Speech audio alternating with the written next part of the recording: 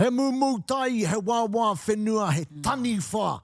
Tēnei, te whakarau atu nei I ngā mihi kia koutou katoa I runga I ngā ierere o te wā, anei te hōtaka o Something for the People. Let's go.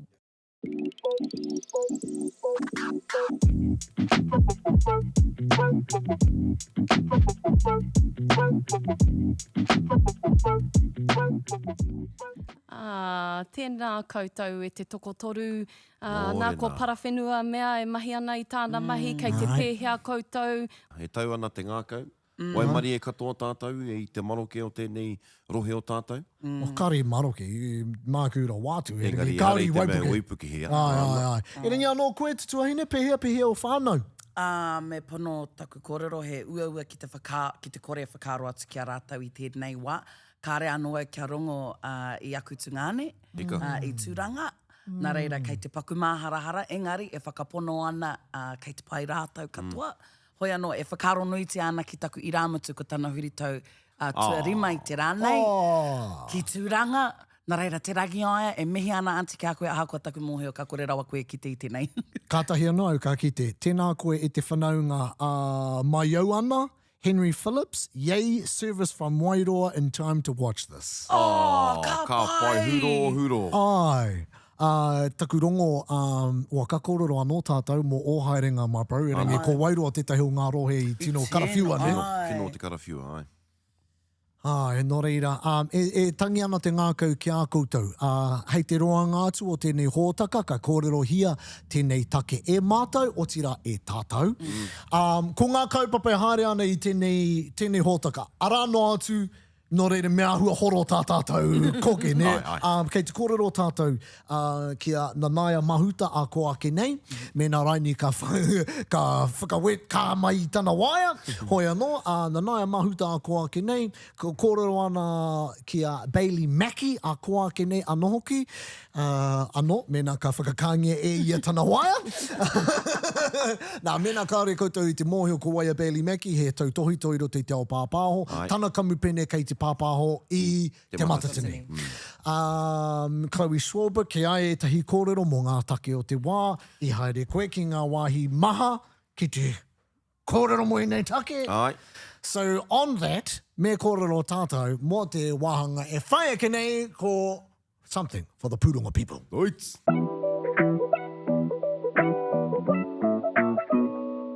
Nā, kei te tihi o wā tātou karere I te rānei e te iwi tuatahi ake ai ki ngā take o te āwhā I pāki a tātou I tēnei wiki. Kei te tipu te rārangi tūpāpaku mo tēnei o ngā parekura I te iwi e rima ngā tāngata kua riro I tēnei parekura I tēnei wiki e toru I roto o te rohe o te mataua Māui o Ngāti Kahungunu, tētahi he pēpē, me tētahi I tāmaki, tētahi I tūranga nui a kiwa anō hoki no rere ana te aroha me te mati here ki a koutou ki ngā whānau e noho pani ana, o tira ki ngā hapori e noho pani ana ko te hapori o moana maniapoto anō hoki tētahi, me ngā hapori maha o te motu. Me te whakapai o etahi ka tipu tērā rārangi tūpāpaku I te roanga o tēnei wiki, I te mea I kite etahi e pōtere ana I te awa. I roto o Ngāti Kahungunu. Ai, aroha mai. Tōnā te kaumārima rau, tāngata kāre anō kia kitea. Te kau, kotahi mano whārau, te kau, ai, taki o Aoteara, kāre anō kia whakapātu ki o rātou whānau, pēnei I o Tungane nei, I roto o tūranga no reira, kei te rere te aroha ki a koutou. Te tūmanako, kā mai anō te hiko me te iarere I tēnei rā a pōpō rānei. Kaupapa tuarua I te iwi, I nā runga I te rāhuatanga kei runga tonu I a tātou te taumata matāra o te motu, arā ko te National State of Emergency, koe nei te wātua toru I te hitori o Aotearoa, ko whakatauria tēnei ki runga ki a tātou. Te wātua toru? Tua toru I te hitori, ai. Wow! Ana, kei te e aiki etahi, no te āhuarangi te hene, no te climate change te he, koera te tehu ngā take I pēnei ai, tēnei āhuatanga. He oi anō, hei tā Chloe Swarbrick, no te Pāti Kākāriki, me tētahi o ngā kaupapa here, a te Pāti Kākāriki, koe nei tētahi o ngā āhuatanga e whakaranga I hia ke te inequality. I Aotearoa, kia whakarongo tātou ki ana kōrero. To be perfectly frank with you, what I've seen is that what we're witnessing is a compounding of inequality. For me, it just really re-emphasizes how we can't divorce climate justice and economic justice and te tiriti justice, and how biodiversity justice, all of these things are so deeply interconnected. This stuff can't wait anymore. Climate change is very literally here. We are living it, and we have to simultaneously adapt to that environment. And that again is where, to the green kaupapa, it is so critically important that Mātauranga Māori and Indigenous knowledge is at the forefront of that, because I think particularly as the waters rose up, in the city centre, the whakaro that the likes of Ngāti Blair have laid out for so long about the Waihoritu down Queen Street, and how all of that's reclaimed lands. We have to really be conscious of the land that we're building on, and to do that we have to know the history of that land, and to do that we have to really raise the voices and make prominent iwi and hapu and those stories.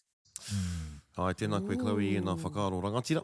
He nui ngā tāngata kei te kōrero pērā, i ki rangi mā tāmu e runga ia te karere inanahi, ko tētahi o ngā raru o tā tātou kōrero me hoki ki te taiao, ki ngā tohu o te taiao, hei tāna eho ko roa ngā tohu e haere ana i rangi kaore no tātou ki āta mataara.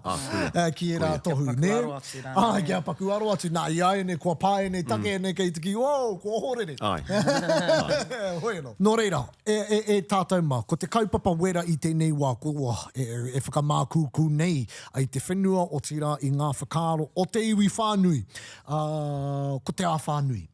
Kua pā ki a tātou. Nā, e te iwi, kei te titiro koutou ki te tangata pūrongo o te ao Māori. Anei tēnei tangata te tikanga i te hui mātou inanahi. Ka tuku mai i ana pikitia i runga i tana pai āhua. Kao kei te waka topa atu ia ki roto o Ngāti Kahungunu.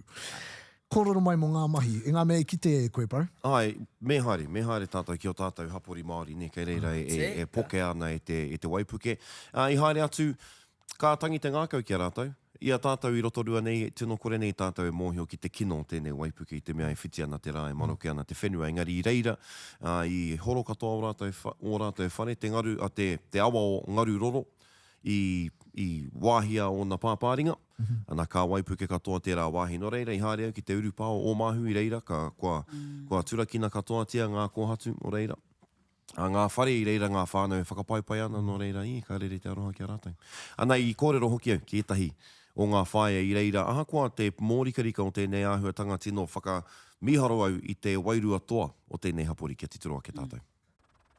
What happened is we think that the stream down the back overflowed, burst into the Ngaruroro. The Ngaruroro the bank just capsized. You could see there were breaks in the integrity of the bank. And then all of a sudden we were getting this massive surge, and it just ran down the driveway of the house next door, and I think it just swamped the old riverbeds, and it just naturally took its flow. We just had a big flood, and it came over the stop bank and just taken away our home, our whare next door. Our whare was probably the worst one off. So we woke up the morning and heard the currents, and my son saying, hey, we need to get out. When we did, we had the police come over and tell us immediately to leave, evacuate. So off we went, and this is the result, of the wave. Ai.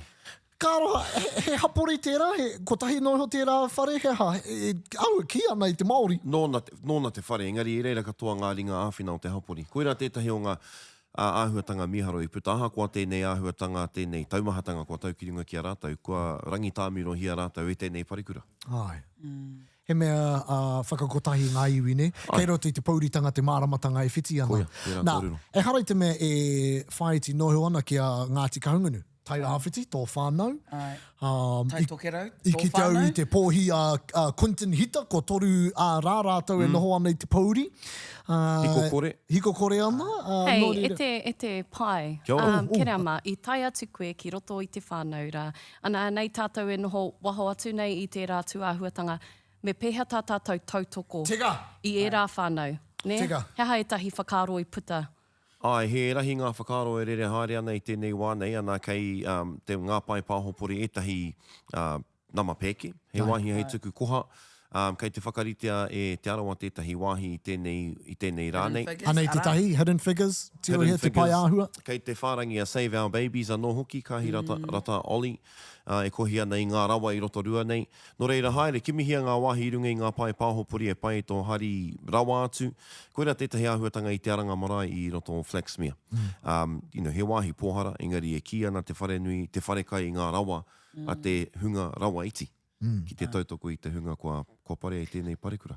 E tino mihi ana ki a koutou e ngā whānau, e pōkai kahana kia piki. Kawana he nei te wairua e ringi ko te oranga o te whānau. E tika ana hoki kia mihi ki ngā civil defence, ngā rōpū civil defence, nā te mea ko tēnā hunga no roto i e rahapori tonu, ka puta atu ki ngā hapori katoa ahakoa te kino, te ua, te aha atu rānei, ngari ka puta ka whakaroa kia ki ngā hapori katoa nā te mea, ko te mea whakamataku i au pēr, ko te mōhio ko enei hapori, aha kua te matawa Māui mai, tai rāwhiti mai, tai tokerau mai, he isolated i nei wāhi katoa. Rūrara katoa. Koina te ka pai. Nā reira... I made that up, right? Ko putaku pātai, ka aha te kāwanatanga ki te tautoko i era o ngā hapori. Nā te mea kāre i rua tahi maramara nei i Waipukehia tāmaki. Me te nui o te kāwanatanga ko tahi atu ki a rātou ki te tautoko. Nā reira, ka ahatia Enei wāhi, ne. I think kei te mohi o tātou ki te whakautu, ne. Ai, ka tū mai tētahi minita mō te tai tokerau, minita mō te tai rāwhiti, minita mō Ngāti Kahungunu, ne? Kao. Hei hoa mō te minita mō tāmaki makaura. Kao, e kore rawa, e pērā rawa te nui o te tautoko. Pea, hoi anō, i mua i tā tātou koke. Tētahi o a mātou kaimahi i muri nei ko tana whānau i te tai tokerau, ne? Kua pau katoa ngā hiko o te tai tokerau, pau katoa ana te FPOS. Nō reira, e tērā tētahi akoranga mō rātou mō tana whānau, i roto i ngā pēke whawhatinga tata, ne? Me whai wāhi atu anō hoki te cash. Wai, ngā mea whakarau ora i a koe, cash anō hoki. Nā, mo te Māori e raru ana he ua tērā, e rangi he whakaro tino pai tērā. Mō koutou kei te wānanga i tēnei. Now, i runga i tērā, me koke tātou, ne? Nō reira, e te iwi anei, e hārea ki nei ko te wāhanga o something for the Matatini people.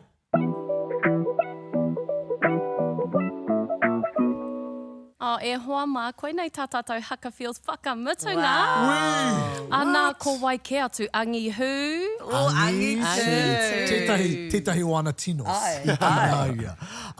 Mōhio koe ko eke koe i mehi mea kei te mōhio ana nai a mahuta ki tō kapa. Ka mutu kei te kia he tino. No. Ko atu i te tino, he tinos. Ne? He slang tēnā, no reira, e kororo hia ana. Hoi anō, he tika tau. Anei, ko te haka feels whakamutunga tēnei. No mātou, te maringa nui, kua whai wāhi mai tēnei o ngā kapa hou, e haruru nei te ao. O te kaha, o te kororo tia, o tēnei kapa. No reira, e te iwi anei. Angitu. Morena kia koutou e te iwi e, anei mātou te kapa Angitu. We are about to go on our kori tinana e te iwi. First challenge, getting over the fence. Yes.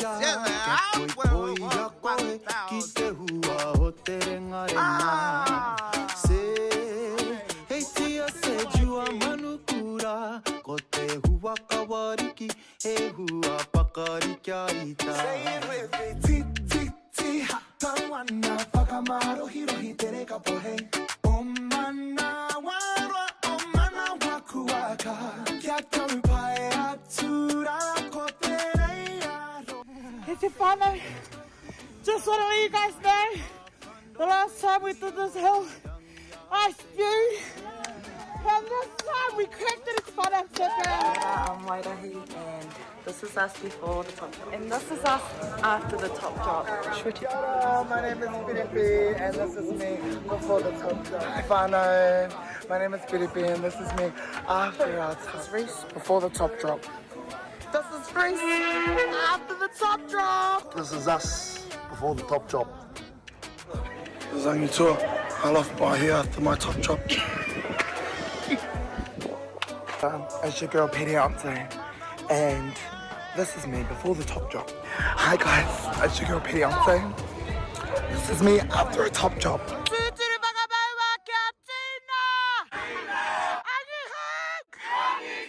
Let's go! Angitu in the house! Haki tō tuahine tēnā, ne? Ai. He tuku tuahine kei roto rā, a rā noa tu ngā whānau, whanaunga katoa kei roto. Māku ki a koutou, ka te tiroa ki tērā kapa, he kapa tāmaki ki te tonga tērā. Ko tāku I kita e piritatāna o rātou kāri ki o rātou pō. Ai, marika! Kāri Ko te paku wairua whakaatu mai te whakataeta, paku aha. Marika.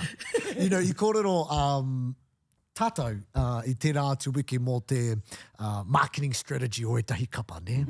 Nā ki au, me tīmata e nei, te nuinga o ngā kapa ki te ata tuari, ki te kohi I ngā kaitautoko, ne? Tuari mea, marketing strategy marika. Tērā etahi kapa thau, me te aki. Ki au, ko Angitu te tahi me te aki. Ai. O e tai ana te tiaki. I te mea kōrero hi ana rātou. Ko te aha. Kamutu, he ko taunga pere mā ki tērā taumata general mā, no reira, e mohio na rātou, ki te kēmu e tākoro nei rātou. Ai, koia. Hoi anō, he anga ngā kōrero kei te mohio tātou. Ne, mo te āhua o te matatini e heke mai nei. Ne, kei te mohio, tia, kua whakatūria te atamira? Ai, kua whakatūria, kua tūte te mahau o Tangaroa. Ai. Engari, he nui ngā taumahatanga ke rungi I te matatini, ne? Ai. E whai wāhi atu ai ki tēnei ko whiringa. Ai. E harei te mako te whakataitai. Pai mai kino mai, ka karawhiua rātou. Ai.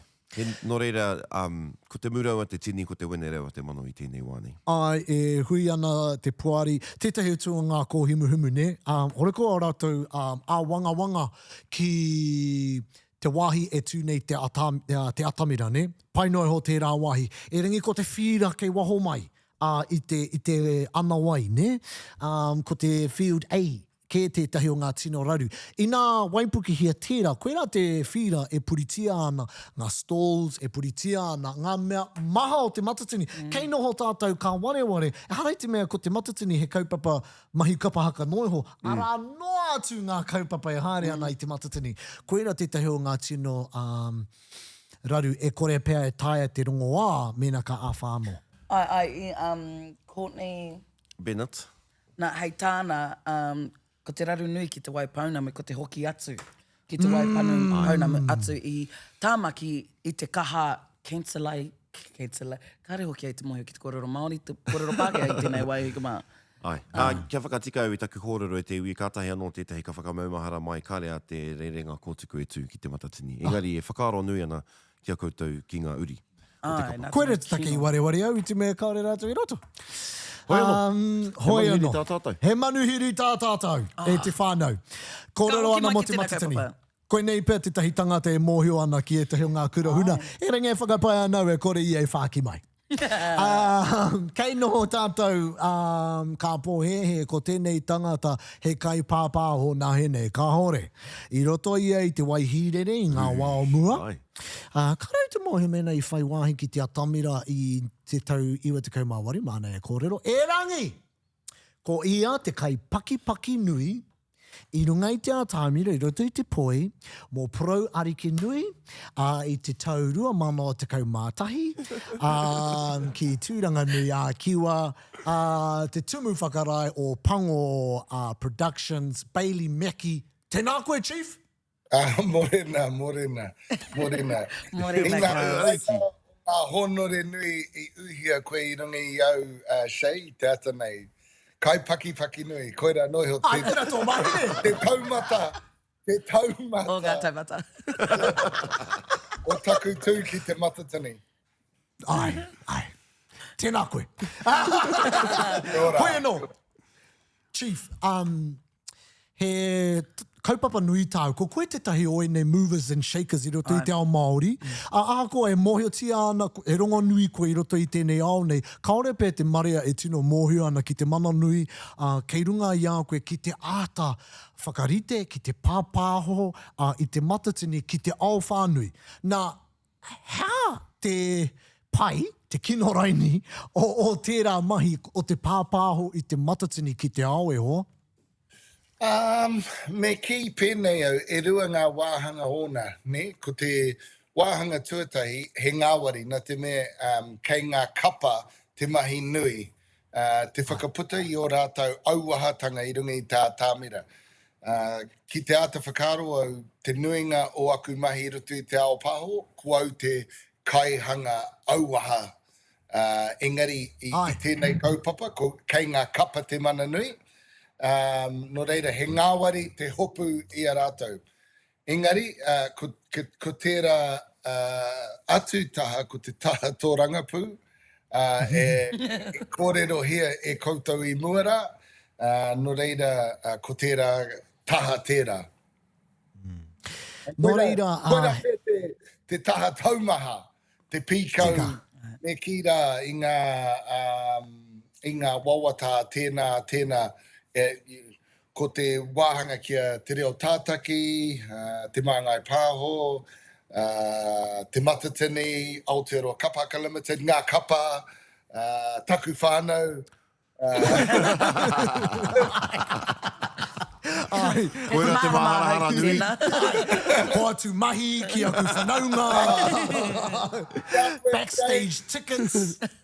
I ratu auranga. Nō reira, e hoa, he wāpoto noi hoke a tātou, ne? E nā me ua ka whai wāhi atu mātou ki te momo pene I a koe.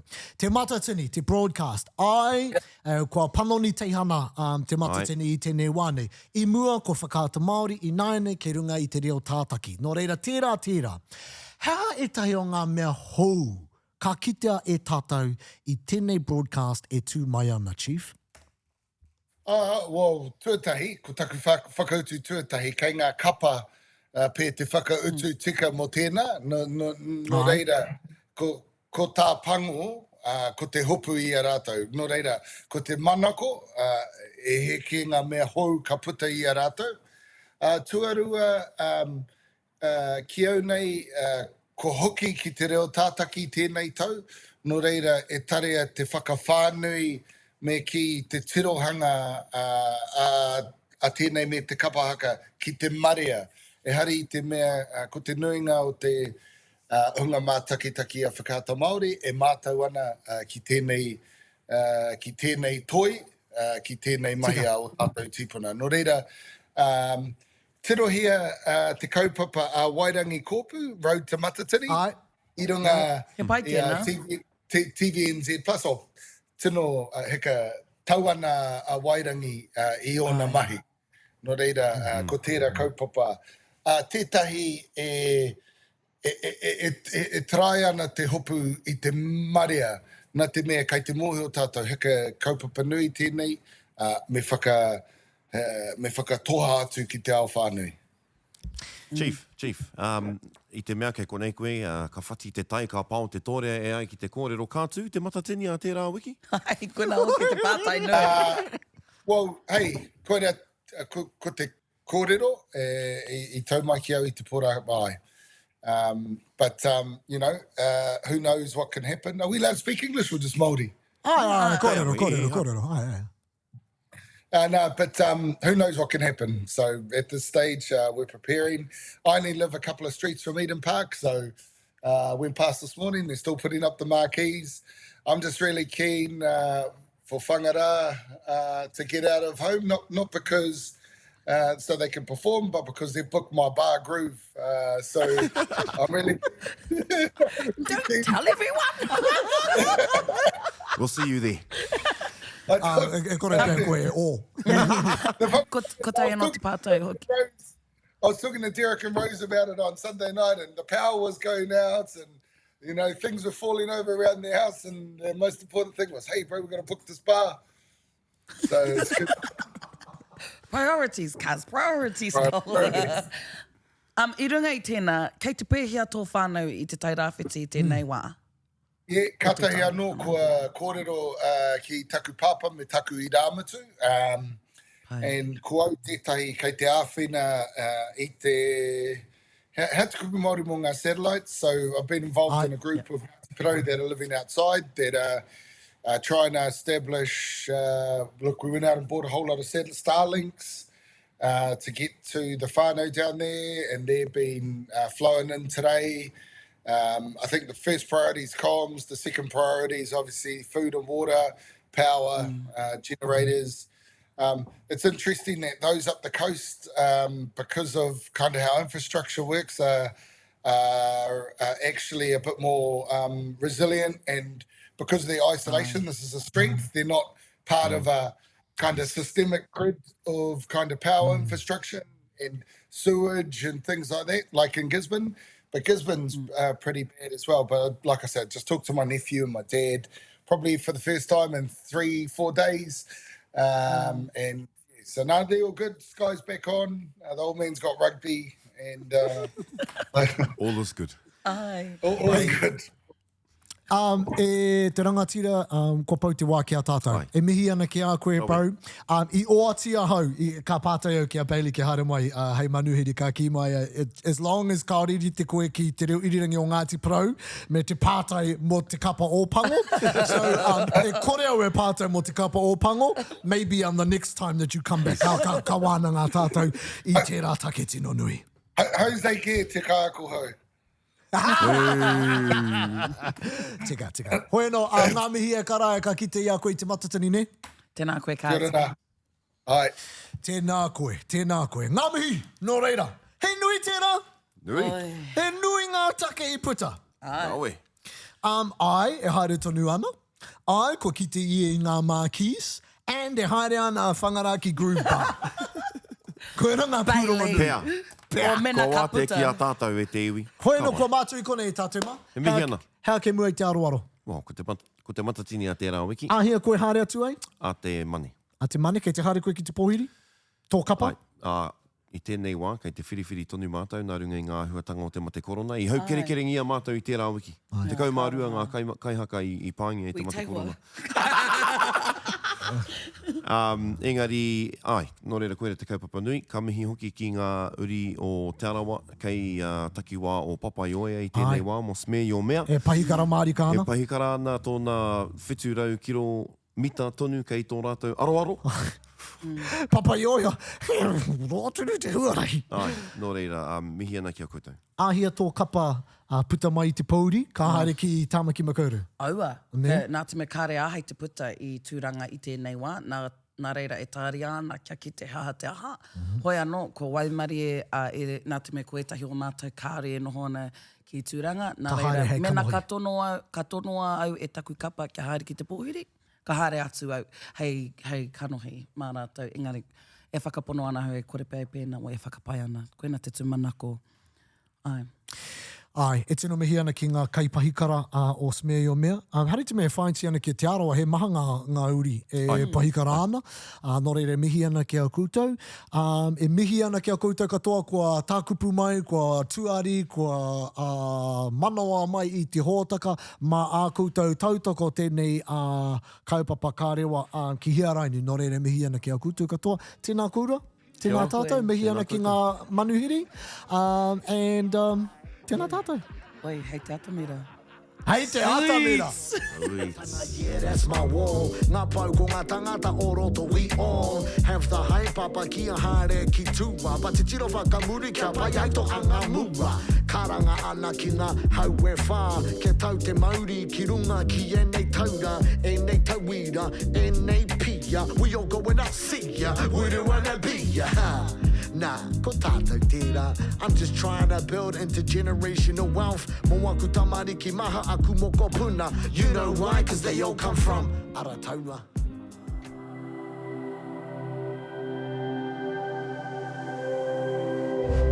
Ko te reo, te take.